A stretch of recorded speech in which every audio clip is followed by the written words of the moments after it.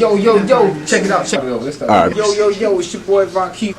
Stay in hustle mode, got some brand new clothes, hit them with a pose, check what I just drove, my car don't touch the road. Wait a minute, let's zoom in on this. Okay, so today we're starting this hairline off with my Andy's Masters Gold Edition. These have always been my go-to clippers throughout my career. So we're starting off by raking my client's hairline down on the second notch. This technique tapers the hair down on the hairline, making the hairline process a whole lot easier, okay? So now we're gonna go ahead and apply that Tap and Go Hairline Spritz just to stiffen the hair on my client's hairline.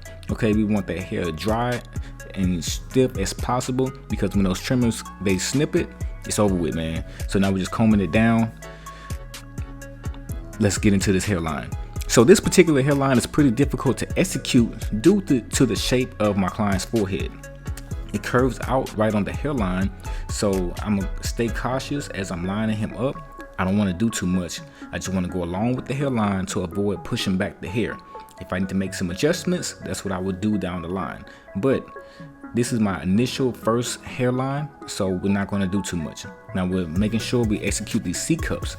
These C-cups are very, very important. They make the hairline stand out, especially when you're doing a temp fade / taper fade like this. And you see I'm just taking my time. We're gonna screen scrub a little bit though, because I don't wanna bore y'all with just doing C-cups. All right, moving along. Now we're gonna hit this vertical bar. Sorry about the bad angle. I am working on those. All right, let's zoom in on this vertical bar. My client's vertical bar is naturally slant, and I was trying to keep the original shape, but it wasn't looking up to par to my liking. So I decided to take my razor and I played it safe, and I straightened out that vertical bar just a little bit more, and now you can see how it really shapes the hairline, and that was the result of that. So what we do on one side, we must do on the other. So I'm starting off this time by just taking my razor and shaping the vertical bar just a little straight.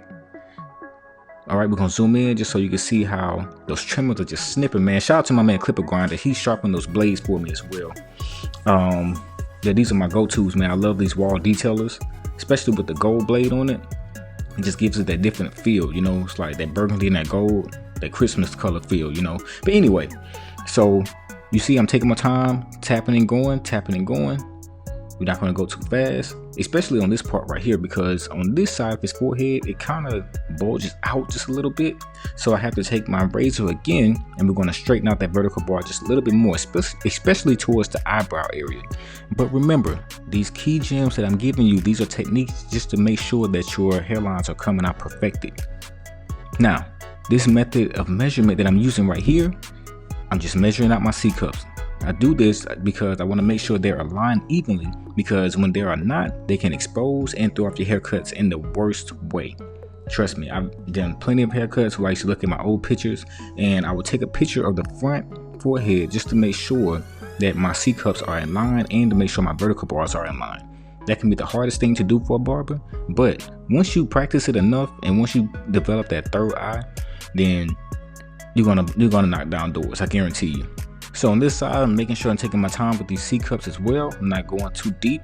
And you can see I'm talking to myself. I pretty much be coaching myself when I'm doing these type of hairlines, man, because you have to stay confident and you have to remain calm as well. Because if you feel like you're messing up, then yeah, you are going to mess up. But that right side was bulging up just a little bit on his forehead. So that's where it gets tricky. You see how when I turn him, it looks straight, but when I sit him in front of the camera, it looks like it's a different shape as well. So this is why you have to take your time and play a little bit by little bit. You see I just straighten out that vertical bar a little bit more and wiping off that residue with a fresh towel. And you see I have my client's head tilted down as well, just to make sure everything is lined up evenly. I'm combing every little piece of hair down. Now you can't see it on camera because I don't have it zoomed up close, but those small hairs do pop out, ladies and gentlemen. So the spritz is not going to always just stiffen up every little hair. Hair moves, hair is very small. So you have to make sure you initially do these hairlines at least about 2 or 3 times. And on that third hairline, make sure you have the lightest press, because if you're pressing very hard, you can tend to leave dark marks, especially on clients who have sensitive skin. I've dealt with it throughout the history, you know what I'm saying, of my clients. So I have to make sure, and you know, you have to also judge yourself, because sometimes people are not going to say anything. They're just going to see how you're going to react or adapt to, you know, them coming back. And if I see a black mark on them, I'm gonna ask them about it. I'm gonna consult them about it. I'm gonna make sure, hey, it wasn't me. But if it was me, we're gonna try different techniques, and we're gonna try softer trimmers. And I might just have to only start off with the razor and only line them up one time, which is okay with me. So you see those C cups, man, they were kind of off. So I had to make sure that left side was lined up with that right side. So now we're just doing it. We're zooming in because I want to show y'all how I rake down with my Andes Masters, but I'm also cleaning up. So this is a number 1 guard, dual magnetic guard as well. I love magnetic guards because they don't slip off. I had bad experiences with guards slipping off my clippers, but I'm just cleaning up, making sure I'm getting in that fade and making sure it's very, very crispy. Yes, sir. So what we do on one side, we must do on the other. Now you can tell both sides of his head, the hair grows differently. Sometimes you have to adapt in order for the haircut to still look crispy and still look prestige. Now I did comb out a little bit, so that's why I had to touch up those hairs, and we also touching up the hairs behind the ear. And we're just doing these little small, you know, touch-ups, because when you're doing this type of hairstyle, the hair can get everywhere. All right, this is the mirror check. My client is happy. He enjoyed the experience. Yes, sir. That's a nice temp fade, man. So usually I don't show this, but this is my no steam antiseptic. I'm wiping off, you know, all the residue and stuff like that, because yeah, I do show y'all the crispiness, but I do have to show y'all how the haircut looks afterwards, because I did line up his beard. His beard was still growing in, and you know, the ashy mark, the residue mark, that's what people like to show, but I also like to show the full cut, the before, after, and even the after, okay? So this is me just wiping off his skin. So you see the haircut is still in place, the hairline is still in place, everything looks good.